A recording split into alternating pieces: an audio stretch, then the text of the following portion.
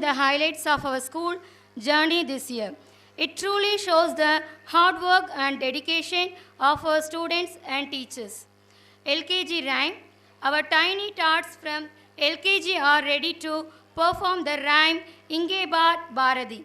Let us welcome our little stars. And share your valuable thoughts. எல்லாருக்கும், அதாவது எனக்கு வயதுக்கு மூத்தவர்கள் தாழ்ந்தவர்கள் அனைவருக்கும் இனிய மாலை வணக்கம். நாங்கள் சிட்டியில் இருக்கோம். இதான் ஃபஸ்ட் டைம் வில்லேஜில் உள்ள ப்ரோக்ராம் பார்க்குறது. இவ்வளோ ஆர்வத்தோடு வந்திருக்கிறீங்க, மிகவும் சந்தோஷம். இந்த ஸ்கூல் நடத்துறது எவ்வளோ கஷ்டம் அப்படிங்கிறது ஸ்கூல் நடத்துகிறவங்களுக்கு தான் தெரியும். வெளியே இருந்து பார்க்குறவங்களுக்கு ரொம்ப சாதாரணமாக தெரியும். நான் ஒரு ஸ்கூல் நடத்திட்டுருக்கேன். கிட்டத்தட்ட ஒரு 18-19 வருஷமாக நர்சரி பிரைமரியும் ஒரு 7 வருட காலமாக மெட்ரிகுலேஷன் ஸ்கூல் நடத்துகிறோம். மெட்ரிகுலேஷன் ஸ்கூல் நடத்துறது வந்து ரொம்ப ஈஸி நினச்சோம். மெட்ரிகுலேஷன், அதாவது நர்சரி பிரைமரி நடத்துறது வந்து ரொம்ப ஈஸி, மெட்ரிகுலேஷன் நடத்துறது ரொம்ப கஷ்டம் அப்படின்னு நினச்சது போக, மெட்ரிகுலேஷன் நடத்துறது ஈஸி, நர்சரி பிரைமரி நடத்துறது தான் கஷ்டம். உங்களுக்கு தெரியாத ஒன்றும் இல்லை. நீங்கள் ஒரு கண்டினியூவாக ஒரு 10 நாள் லீவ் விட்டால் உங்கள் வீட்டில் உங்கள் குழந்தைகள் எவ்வளோ சேட்டை பண்ணுவாங்கன்னு தெரியும். எப்போ சார் ஸ்கூல் திறப்பீங்க, எப்போ சார் நீங்கள் கூட்டு போவீங்க, நீங்கள் அடிஷ்னல் கிளாஸ் வேணாலும் வச்சுக்கோங்க, ஞாயிற்றுக்கிழமை ஸ்கூல் வைங்க, பேரண்ட்ஸ் தான் நிறைய பேர் இருக்காங்க. ஆமாவா இல்லையா? Right, thank you. அப்போது உங்கள் குழந்தைகளை எவ்வளவு பாதுகாப்பாக நாங்கள் வந்து பாதுகாக்க வேண்டியிருக்க ஒவ்வொரு கடமையும் எங்களுக்கு பெரிய ரிஸ்க்காக இருக்கும்.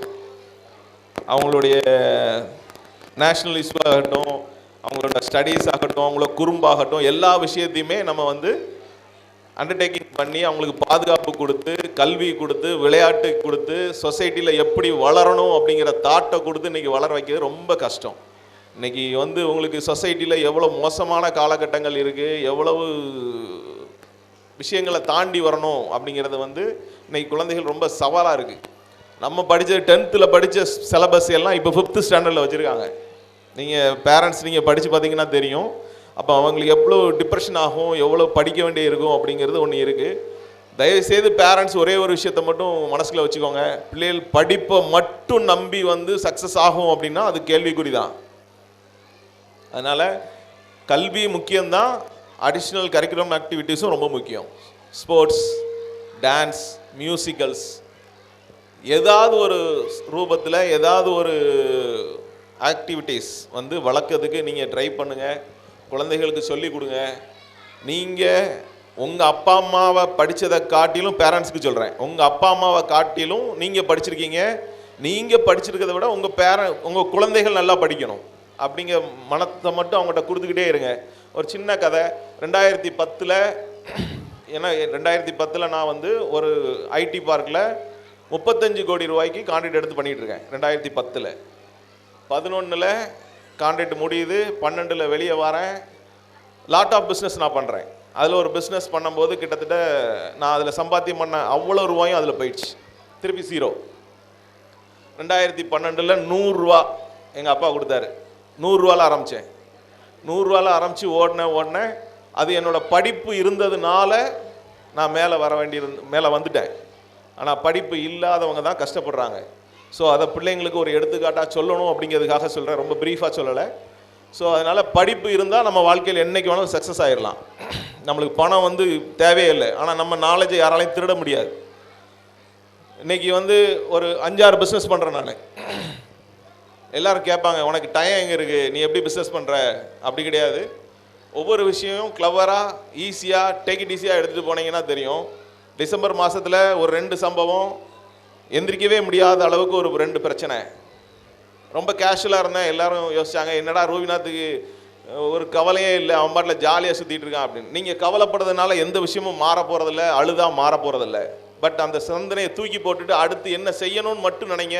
வாழ்க்கை வந்து சக்ஸஸை நோக்கி போய்கிட்டே இருக்கும். எக்ஸிஸ்டிங் நடந்ததை நீங்கள் மாற்றவே முடியாது. சரியா? இப்போ கொஞ்ச நேரத்துக்கு முன்னாடி மழை வந்துச்சு, மழை வருதே அப்படின்னு நம்ம வந்து ஃபீல் பண்ணோம் அப்படின்னா மழை கண்டிப்பாக இருந்திருக்கும். மழை வராதுங்கிற தாட்டை நம்ம மனசுக்குள்ளே கொண்டு வந்தோம்னா அந்த பிரபஞ்சம் உங்களுக்கு வந்து அந்த மழை இல்லாத நேரத்தையும் அந்த இடத்தையும் கொடுக்கும். பிரபஞ்சத்திட்ட நீங்கள் என்ன கேட்டாலும் அது உங்களுக்கு கிடைக்கும். பிரபஞ்சம் இங்கே எல்லாத்துக்கும் உங்களுக்காக கொடுக்கப்பட்டு விட்டது, நீங்கள் தான் எடுத்துக்கிடணும். சரியா? அப்புறம் குழந்தைகளுக்கு ஒரே ஒரு வார்த்தை சொல்லி முடிச்சுக்கிறேன். நீங்கள் சொல்கிற இடத்துல இருக்கணுமா இல்லை கேட்குற இடத்துல இருக்கணுமா மட்டும் முடிவு பண்ணிக்கோங்க. பேரண்ட் நீங்கள் குழந்தைகளுக்கு சொல்லி கொடுக்கக்கூடிய ஒரு வார்த்தை, நீங்கள் சொல்கிற இடத்துல இருக்கணுமா இல்லை நீங்கள் கேட்கக்கூடிய இடத்துல இருக்கணுமா அப்படின்னு மட்டும் சொல்லுங்கள். அதில் 2 அர்த்தம் இருக்குது. படிப்பில் நீங்கள் பெஸ்ட்டாக வந்து ஒரு கலெக்டராகவோ இல்லை ஒரு கம்பெனிக்கு நீங்கள் மேனேஜர் ஆகிட்டீங்கன்னா நீங்கள் சொல்கிறத 1000 பேர் கேட்பாங்க. இல்லை மேனேஜர் சொல்கிற 1000 பேரில் நாம் ஒருத்தராக இருப்போம். படிப்பு மட்டும்தான் நம்மளை உயர்த்தும், வேறு எதுவுமே உயர்த்தாது. எவ்வளவு கஷ்டப்பட்டாலும் படிங்க. படிக்கிறதுல இருக்கிறதுல விட்டு யாரும் விலகாத அளவுக்கு இன்றைக்கி குழந்தைகள் நிறைய பிரச்சனைகளை சந்திக்கிறாங்க. சொசைட்டியை வந்து அவங்கள டைவெர்ட் பண்ணுற விஷயங்கள் நிறைய இருக்குது. அதில் கெட்டது தான் அதிகம். நம்ம இந்த இடத்துல சொல்லி அதை நம்மளே இன்ட்ரடியூஸ் பண்ண வேண்டாம் அப்படிங்கிறதுக்காக தான் சொல்லலை. அதனால் குழந்தைகள் அப்படி தவறுதலாக ஏதாவது நீங்கள் பண்ணாலும் இன்ஃப்யூச்சரில், இன்றைக்கி அந்த சொசைட்டியில் அந்த பிள்ளைகளுக்கு அந்த என்னென்னு தெரியாது, இன்ஃப்யூச்சரில் போனாலும் கண்டிக்காமல் கூப்பிட்டு உட்கார வச்சு ஒரு குழந்தைய நீங்கள் அட்வைஸ் பண்ணால் 100% கேட்கும். நீங்கள் அடிச்சிங்கன்னா கேட்காது. உங்களுக்கு தெரியாமல் எப்படி தப்பு பண்ணலாம் அப்படிங்கிற தாட்டுக்கு தான் அது போகுமே தவிர அது திருந்தணும் அப்படிங்கிற தாட்டுக்கு அது வராது. தயவுசெய்து கண்டிக்கும் போது கண்டிங்க, அட்வைஸ் பண்ணும்போது அட்வைஸ் பண்ணுங்கள். நீங்கள் நண்பனாக இருந்து பண்ணுங்கள். அதான் என்னோட humble request. Thank you the opportunity for that management ரொம்ப சிறப்பாக பண்ணியிருக்காங்க. Thank you so much.